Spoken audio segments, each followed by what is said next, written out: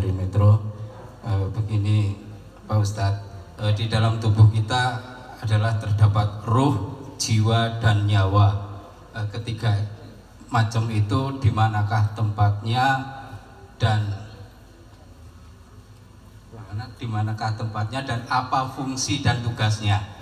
Yang kedua, apabila kita meninggal, siapakah yang bertanggung jawab atas perbuatan kita di dunia ini, ruh, jiwa, atau nyawa? Terima kasih. Assalamualaikum warahmatullahi wabarakatuh. Pak Suradi. Sebentar, Pak Suladi sebentar. Ini ada pertanyaan juga dari saya. Kenapa menanyakan hal itu, Pak? Udah nggak betah di dunia? Oh, ingin tahu. Oh, kira udah nggak betah di dunia ya nanya. Gimana Bu ya? Baik, Pak Ustadz Suladi ini ya. Boleh kembali ya. Kita ini ada apa tadi? Jasad. Ini kayak gini aja ya. Ini jasad. Jasad dulu, tenang. Tenang lagi, terang Pak ya. Emang Bapak nggak punya jasad? Itu hantu Pak, betul. Oke, ini yang tadi nanya jasad bukan? Jasad Pak Kayaknya si Suladi. jasad masih di bumi. Ada kakinya nggak tadi di bawah? Pakai sendal tadi. Oke. Jasad ini dulu janin. Setelah ada nama proses namanya taswiyah. Taswiyah. Wa ma sawwaha. Sawwaha taswiyah. Apa itu taswiyah?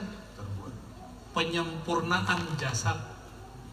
Di sini ada kepala, jantung, apa semua udah lengkap, namanya taswiyah, penyempurnaan. Maka setelah berumur 40-an hari, atau dia mengatakan 40 kali 3 bulan, 40 kali 3 ya, Allah kirimlah. Apa yang Allah kirim? Ruh. Gitu.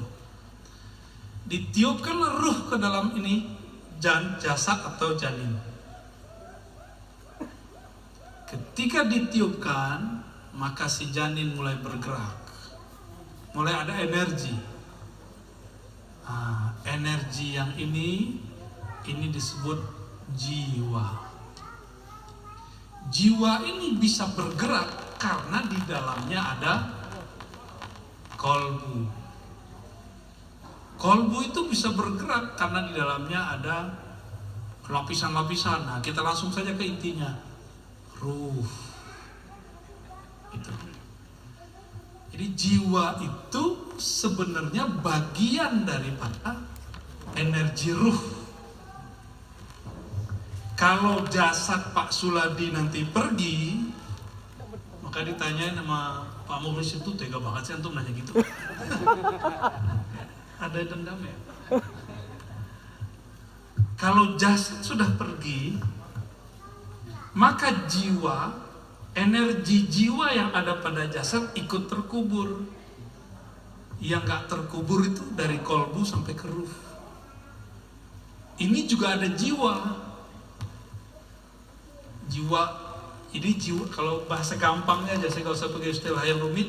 Ini jiwa zahir, yang di dalam ini jiwa yang batin.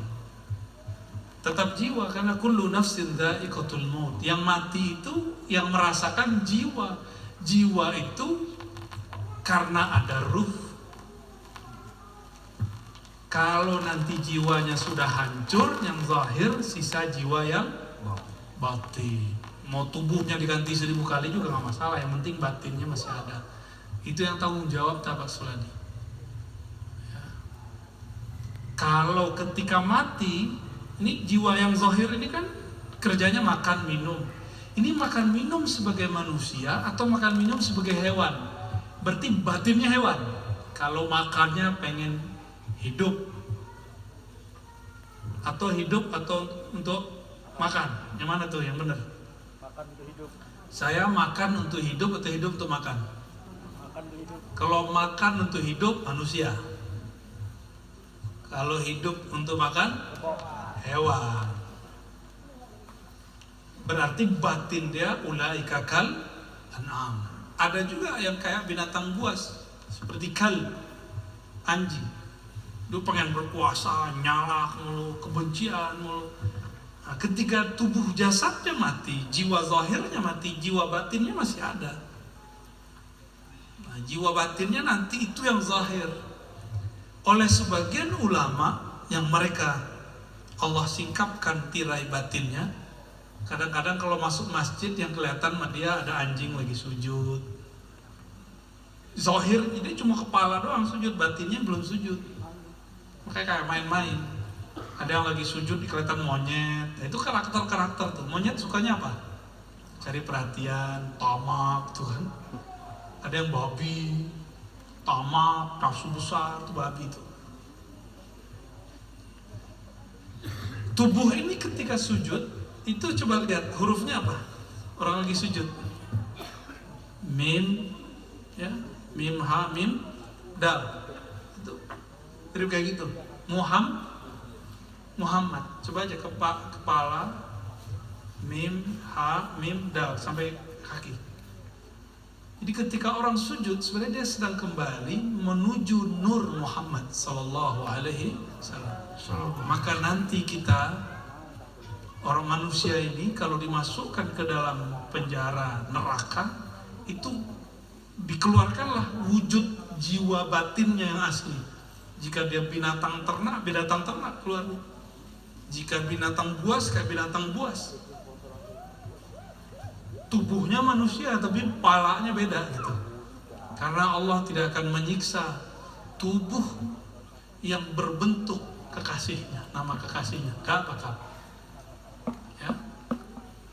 Maka mulai dari sekarang kalau ada sholawat, ada kajian tentang maulid, itu dinikmati, dihayati, biar cinta Rasul itu nempel di badan, sehingga Allah gak akan rubah muka ini, insya Allah. Ya. Wallahu a'lam bishawab. Gitu Pak Suladi ya. Baik, ke pertanyaan yang kedua. Dari ibu-ibu masih belum ada pertanyaan?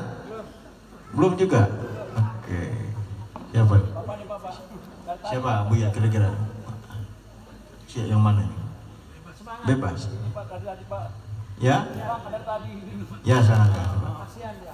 Semangat bener ya. Semangat betul ya kayak. Kebetulan kawan. Namanya ya Pak ya, dari mana? Assalamualaikum Bu Yarazi, saya Takzim dengan ilmu Anda. Perkenalkan, nama saya Randi dari Kota Metro. Saya hampir mengikuti semua ceramah Anda soal eskatologi akhir zaman. Dari situ saya mengenal Anda dari Masjid Bintaro, hampir semua saya ikuti. Dan saya sampaikan ke saudara, teman, keluarga, masih banyak yang belum bisa menerima bahwa kita di akhir zaman. Salah satunya saya mendapatkan hadis ini dari saudara kan. Saya mohon tafsirnya dan saya percaya semua dengan yang disampaikan Bu Yarazi. Saya takzim. Dari hadis riwayat Ahmad. Saya nggak tahu benar apa enggak ya Bu ya. Dajjal tidak akan muncul sehingga manusia melupakannya dan para imam meninggalkan untuk mengingatkannya di atas mimbar-mimbar. Jadi ini alasan mereka mengatakan masih lama. Ini nggak bener lah, masih lama, ini pandemi selesai semua. Dan saya bertentangan dengan Pakai hadis itu. Iya. Justru itu hadisnya. Nah, saya takzim Bu ya Razi. Masih banyak yang belum bisa menerima Bu ya. Sedangkan saya karena sayang sama mereka, Betul. harus bersiap-siap. Masa itu kelaparan yang luar biasa, mereka masih menganggap enteng gitu loh. Dan saya sering menangis kan, aduh. Iya. Kasihanlah mereka yang belum bisa menerima. Ya, assalamualaikum warahmatullahi wabarakatuh. Assalamualaikum. Siapa namanya tadi? Pak Randi. Randi. Ya, Pak Randi dari Metro ya. Betul Pak Randi. Kenapa saya kemudian mulai mengkaji eskatologi akhir zaman? Karena ternyata ayat tentang kiamat itu banyak sekali, tapi manusia kok lupa. Coba, nama kiamat di Quran ada surah Al-Qiyamah, ada Al-Waqi'ah, ada Zalzalah, kiamat semua. Al-Infitor, kiamat semua. Artinya hari kiamat itu. Cuma disebutkan per kejadian infitor, bergugurannya bintang-bintang. Ada juga namanya buruz, munculnya yang dari ya, burizat, yang dari gunung kubur-kubur keluar semua. Ada zilzal, idza zulzilatil ardu zilzalha. Kemarin baru gempa di Depok, ya pusatnya, tempat saya tinggal. Apalagi bencana alam, udah kumpul semua sekarang. Lalu Nabi Muhammad SAW mengajar, ini sunnah Nabi, kan dia pakai hadis Imam Ahmad, lebih sahih Bukhari apa Ahmad? Bukhari, walaupun Imam Bukhari muridnya Imam Ahmad. Apa kata Nabi SAW? Wa kullu nabiyyin ba'da Nuh, setiap nabi setelah Nabi Nuh anzara bih, mengingatkan umatnya mengenai Dajjal. Semua nabi, nggak ada nabi yang nggak mengingatkannya. Ini yang aneh, ustadz atau dosen di kampus ini paling kacau nih kalau nggak percaya ini. Ya, ustadz nggak percaya. Dulu saya nggak percaya juga sampai terjadi pandemi ini. Jadi pandemi ini betul menampar kita. Oh, ini zamannya.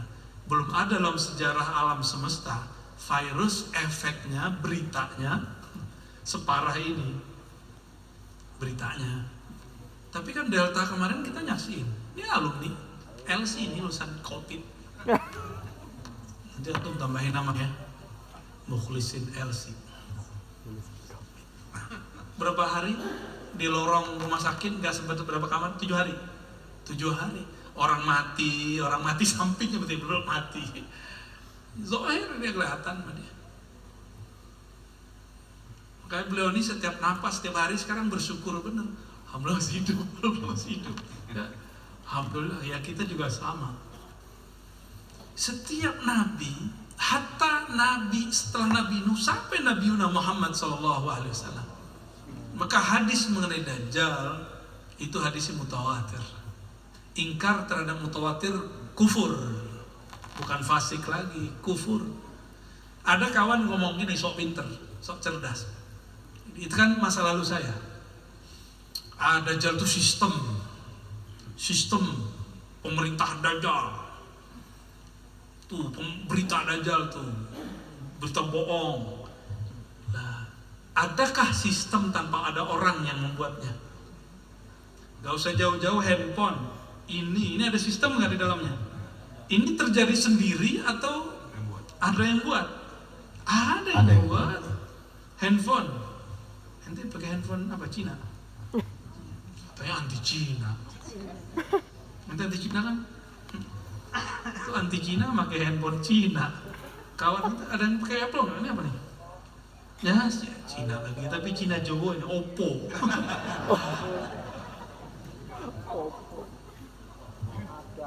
Ini udah zamannya sudah. Umur umat sudah sangat tua, ini udah hampir 1500, 1443 tambah 13 tahun Nabi di, ya udah berapa tuh? Kalau di hadis Tirmizi ada versi 10 tahun di Mekah, berarti 1443 tambah 10 berapa tuh? Ya segitulah kira-kira 1453, nggak nyampe 50 tahun. Kalau ngikutin teori 1500, tapi kan riwayatnya tidak sahih ya. Perubahan Saudi.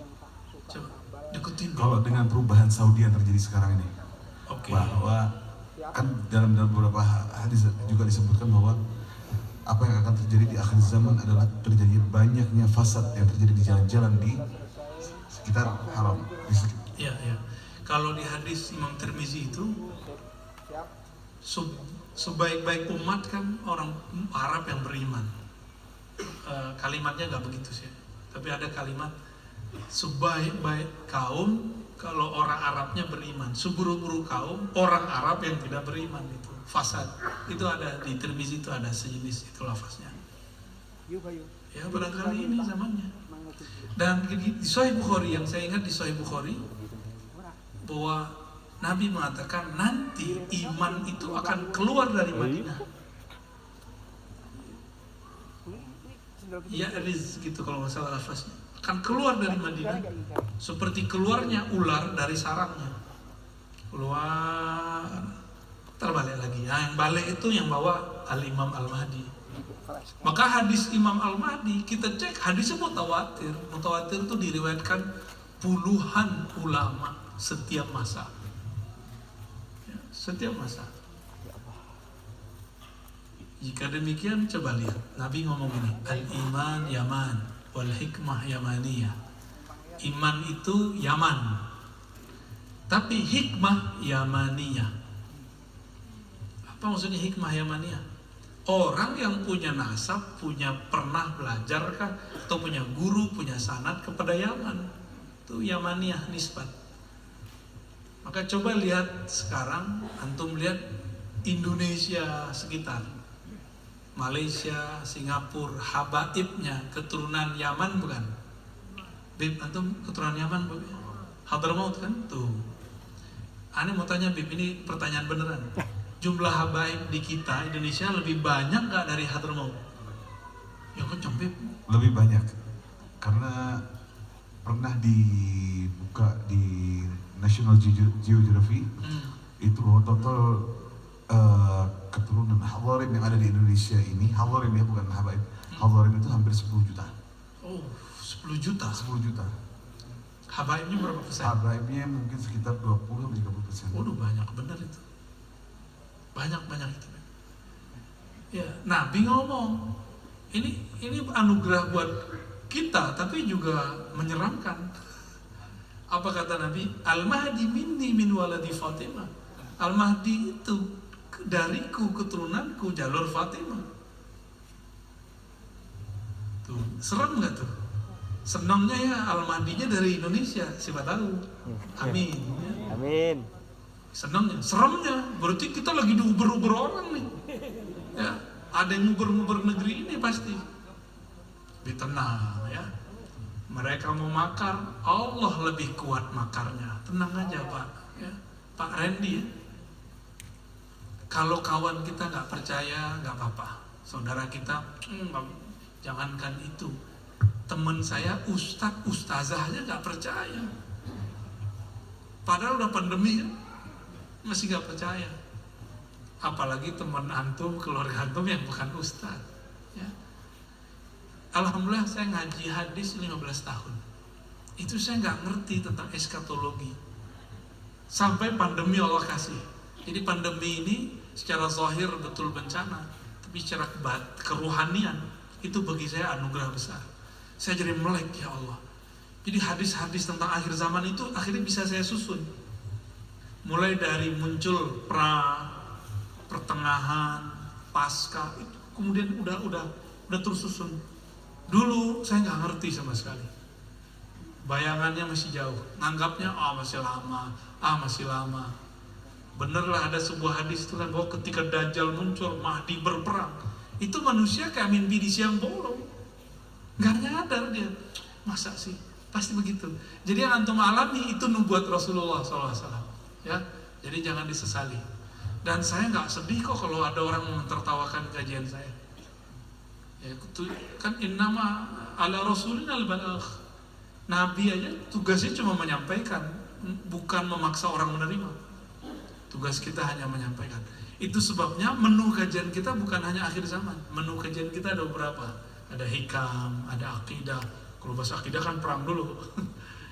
Nyerang-nyerang orang, sebenarnya kita nggak nyerang. Jadi kemarin kita ketemu di Lampung mana kemarin?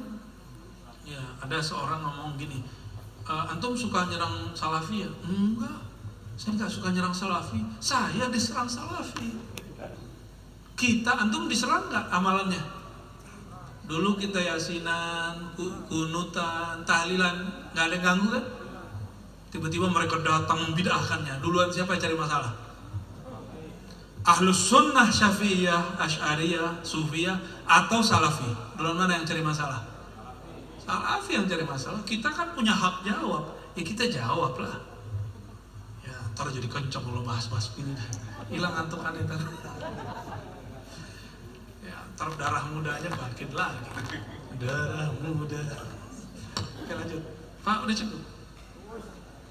Mungkin karena ini banyak pertanyaan ya Abu ya, karena mungkin mereka baru pertama kali kan bertemu Abu ya secara langsung. Ya kayaknya udah memendam banyak pertanyaan. Satu lagi mungkin Bu ya. Baik, pertanyaan satu lagi Ya, silakan deh. Itu ada 2, berarti harus sweet ya.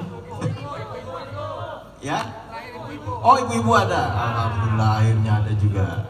Maaf ya Bapak ya. Ini. Ya. Silakan Ibu. Mari. Pasti tanyanya. Ya? Itu aja bu, baiknya bu. Oh, kakinya lagi sakit. Gimana dong dengarnya? Baru itu aja nih. Sana aja bu, sana aja bu.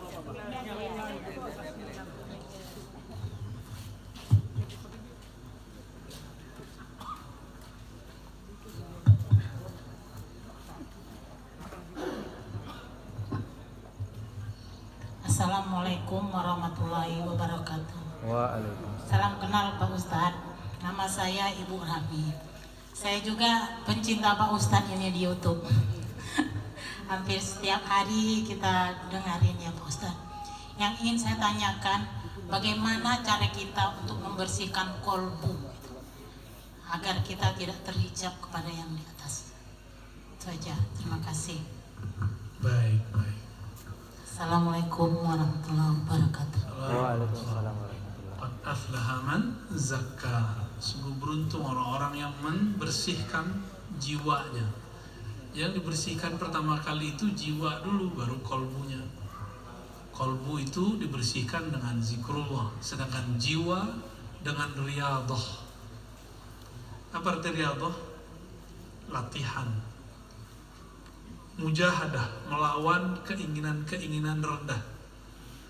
Itu caranya. Jadi harus mulai latihan istiqomah. Masalahnya kalau nggak punya guru, orang susah istiqomah. Maka mesti berguru. Ya. Mesti berguru, bermursyid. Ya. Di sini kan ada orang ahli-ahli thariqah, silakan belajar. Ya. Kan nanti juga ada majelis. Bisa lewat majelis Al-Khaliq ya, nanti dibimbing, ada kurikulum zikirnya, kurikulum ngajinya. Silakan nantinya di sini para teman-teman di pusat itu nggak ada yang mencari kemursyidan, malah menghindar jadi mursyid. Ya, kalau saya dulu kawan-kawan tuh kita waktu kecil bilang jadi mursyid tuh emang gampang jadi mursyid. Ya, dulu waktu masih bocah-bocah ya. Tapi setelah ketemu ya Ustaz Mukhlisin, kawan-kawan ini, Kang Hafiz, Kang Tolbi, ya, Bali Kohar, ya, itu hilang sudah, nggak ada kepikiran mau jadi mursyid, takut jadi bullshit. Jadi caranya mujahadah, riyadhah, ya, zikir, itu caranya, nggak lebih. Nah, tapi untuk kemudahannya bergurulah kepada ahlinya. Kenapa? Kalau kepala sakit kita masih bisa beli obat-obat tapi kalau berterusan kepalanya sakit harus datang ke dokter. Kalau kita memanjakan badan ini dengan dokter fisik, dokter spesialis, ustadz itu juga ada spesialisnya. Ada ustadz spesialis ngelawak tuh ya. Ada yang spesialis sedekah, ada yang ustadz spesialis ilmu hadis, ada yang spesialis bid'ah membid'ahkan, ada spesialis mengobati kolbu, ada lagi spesialis di atasnya ma'rifatullah, itu lebih tinggi lagi, mengenal Allah Subhanahu wa ta'ala ya. Dan ini yang akan kita lanjutkan sebenarnya di akhir zaman, karena semua hijab itu Allah turunkan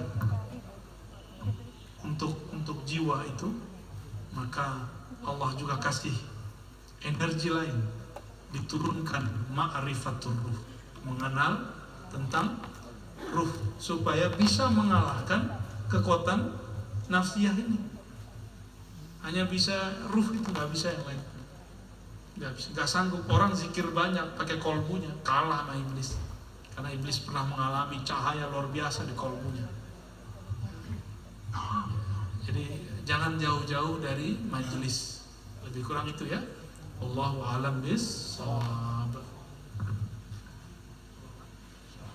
Ini sudah cukup jam 12? Sudah jam 12 ya? Ya, Ustaz. Berarti kita cukupkan ya. Tafadhal habibna tunshid lana. Alihna bis-salawat. يا مولانا بنحاول انه بنقرا الصلوات يا سيدي مولانا. أبويا ممكن احنا نقرأ الاعتراف بس كتابة من الحبيب محمد بن عبد الرحمن بن علي السقاف. اعتراف قرأنا قبل يومين.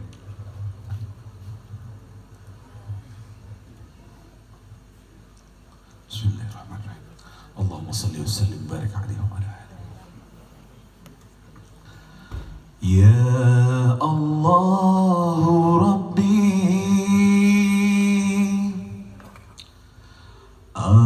الصابرين اجعلني واقضي حاجاتي يا ثابت والحلما وارزقني. اعترفت بجهلي قصير البعث العلمي وافتح لي فتوح العارفين. الله ربي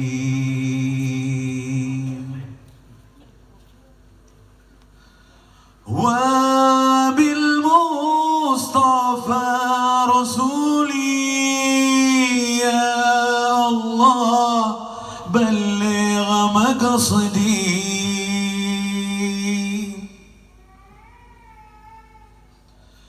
واغفر لي ذنوبي وخطيئتي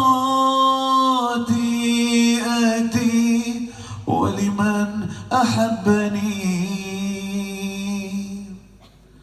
واشرح لي صدري ويسر أموري بكرامتي والدي واقضي حاجاتي. وبالمصطفى